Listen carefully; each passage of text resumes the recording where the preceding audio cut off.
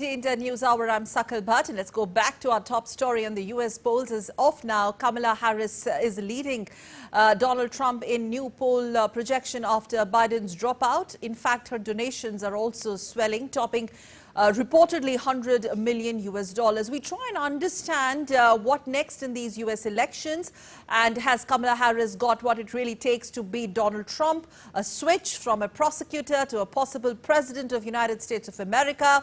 Who could be Kamala Harris's running mate? That is also the next big question, wide open. And what happens in these elections next? We are joined by Anshu Joshi from Center of American Studies, Jawaharlal Nehru University. And we are very glad to have with us all the way from Ohio in US, Zenia Bahel, professor and political analyst from Cleveland State University, joining us live from Ohio. Thank you very much, Zenia. Coming to you first. So Harris, has Zenia gone on the offensive, it seems, against Donald Trump in the first rally of a White House campaign, portraying these elections as a choice between a former prosecutor and a convicted felon. It seems that this high decibel campaign is only going to turn more vitriolic, the kind of counters that are coming from Trump's campaign or camp. Zenia. Yes, absolutely. So firstly, I want to talk about, how the election environment in the United States is unprecedented. We haven't seen, such occurrences, or we haven't seen an election such as this one since probably the 1960s, when President Lyndon Johnson, decided that no, I'm not going to accept my party's nomination for another term as the president, with regards to the Vietnam War. So since then, such an event has not happened.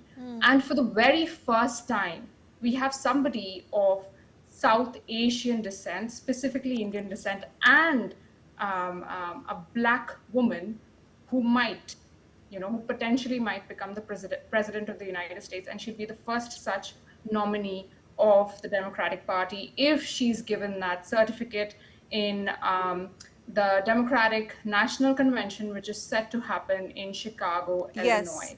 So it's an extremely exciting time in American politics.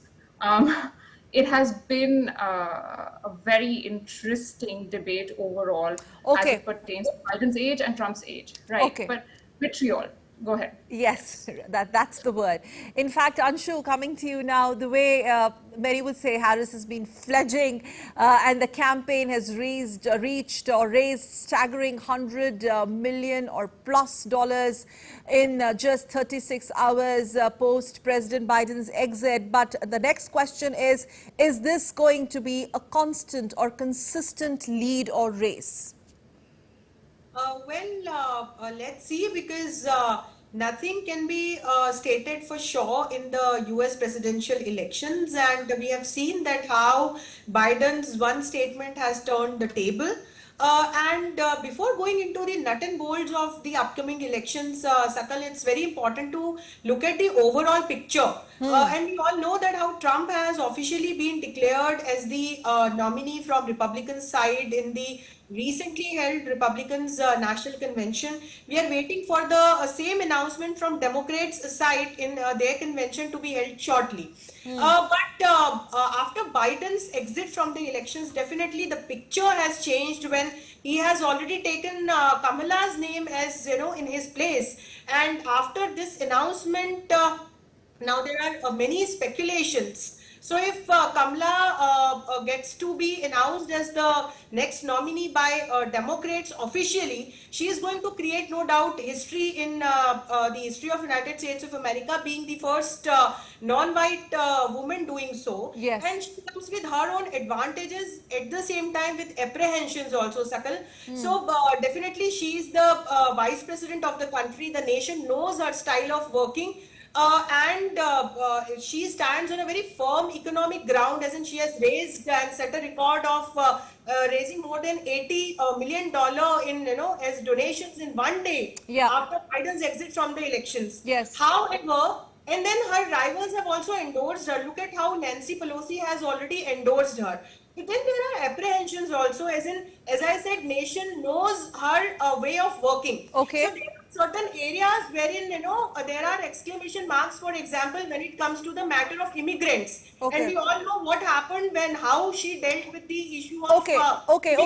Anshu, yes, okay. Basically, her report card and the style of governance, has it been really that popular? Zenia would like to come in here because, Zenia, adding to her momentum, we've seen the national poll from Reuters that Anshu also pointed out, showing her with a 2-point lead. 2-point lead, 44% to 42%.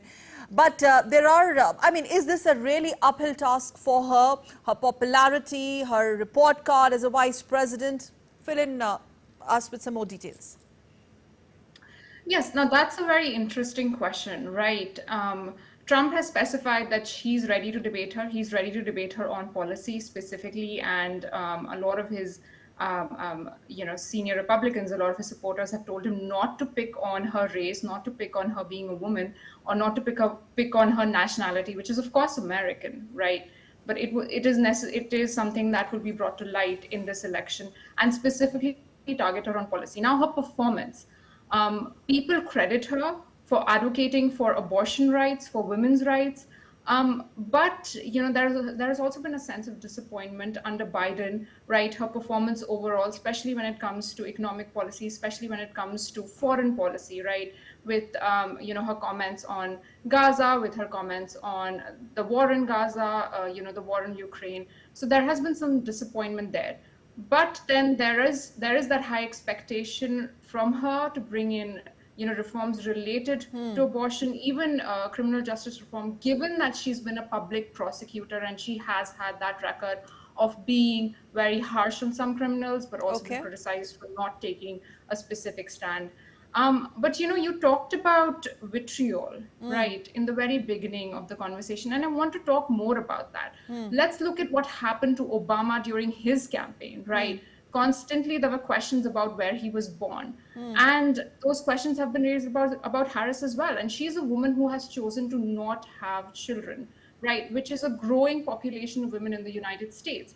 And she is seen as somebody who represents sort of that class of, or that segment of voters, right? And often that's been questioned, like Senator J.D. Vance, who's now Trump's vice presidential pick. Yes. He has categorically called her out for that personal, choice of hers, or we don't know what her circumstances were. But at the end of the day, we should, look at this campaign from the perspective of what she's likely to do from a policy standpoint, right? And not question her personal choices. However, but is that the question on her personal choices, and very quickly, is that really going to play on the psyche of the voters in a long run? I mean, these attacks, this is what campaigns and electioneering and high decibel electioneering is all about. But at the end of the day, what really plays on the minds of the voters? Very quickly, and then I'll come to Anshu. Yeah, exactly. See, a lot of these things, even if, they are not specifically on the minds of voters, you have to think about, right, abortion rights. You have to think about gun control. A lot of that has influenced American politics, especially recently, right?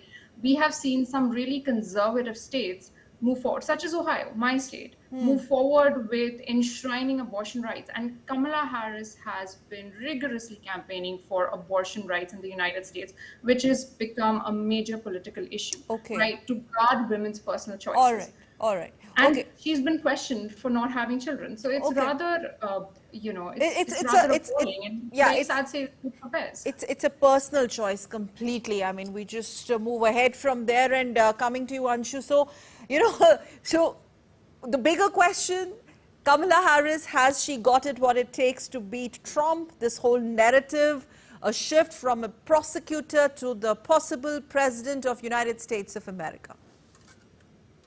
As I said, that we should look at the overall picture, Sakal. And there are issues in the country at this point in time, as my co-panelist also shared while witnessing the elections herself. We are looking at these elections being Indians, or for that matter, outsiders. So for us, international relations also matter a lot. How other leaders and nations are looking at this, presidential election. But coming back to the grounds of United States of America, there are a lot of issues to be resolved.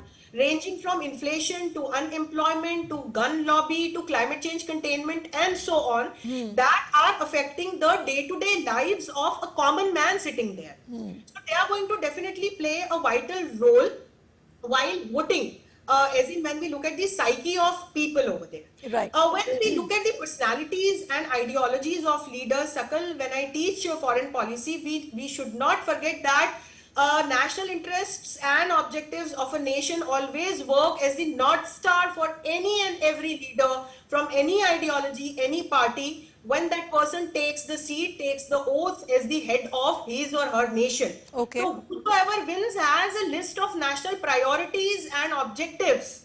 And we have seen that when Biden also became the president, there were questions that, what will happen now when he will reverse the policies and so on, except certain policies related to climate change containment and pollution. Most of the policies, especially related to international relations, when it came to the issue of China, to Indo-Pacific and so on, policies remained, more or less same only. But having said that, when we compare Kamala and Trump, here now people know that how Trump remained the most peaceful leader, as in US did not engage in direct conflicts during his tenure. And apart from that, he's a businessman. So he could be looking at the economic priorities and betterment of the lives of people. So that is an edge right now for him. Yeah, 2-3 months to go.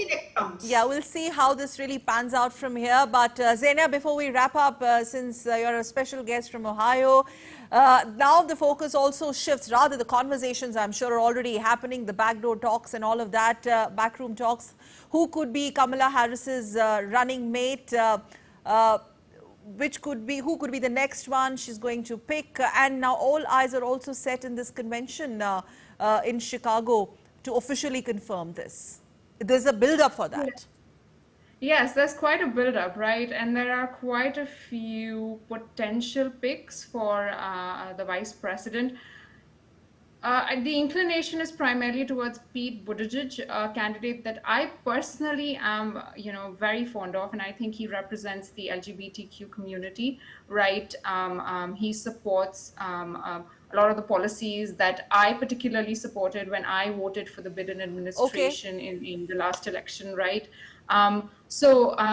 I think Pete Buttigieg definitely emerges as a top pick for Kamala Harris, and especially if she wants to reach that broader voter base, especially if she wants to attract, Gen Z voters, that voter base between 18 to 35 that you're looking at, Gen Z millennial voters. So I think that having a candidate who can reach out to voters, that is representative of the diversity of the United States, right, would definitely help in terms of being the first LGBTQ community member to the Zenia, right. We would wait and watch till the Chicago convention takes place. We're not going to really jump any guns as of now, but thank you very much, Zenia, for joining us live from Ohio. And Anshuji, thank you so much as always. It's a pleasure talking to you, both of you. Thank you. And still to come on DT India.